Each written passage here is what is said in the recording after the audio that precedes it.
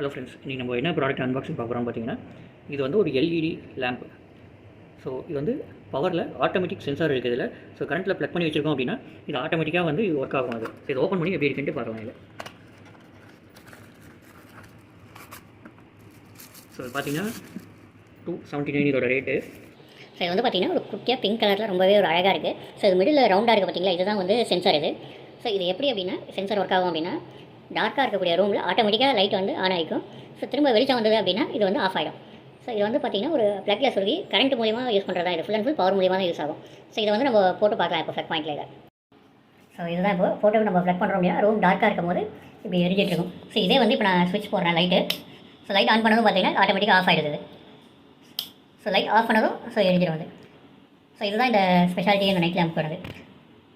So இப்போ எங்கேயா நம்ம ஊருக்கு போகிறோம் அப்படின்னா இது ஆன் பண்ணி வச்சுட்டு போகிறோம் அப்படின்னா ஸோ ஆட்டோமேட்டிக்காக நமக்கு ஈவினிங் டைமிங்கில் லைட் எரியும்.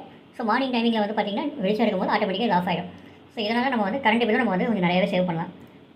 So that's all friends. இந்த வீடியோ உங்களுக்கு பிடிச்சிருந்ததுன்னா லைக் பண்ணுங்கள், ஷேர் பண்ணுங்கள், சப்ஸ்கிரைப் பண்ணுங்கள்.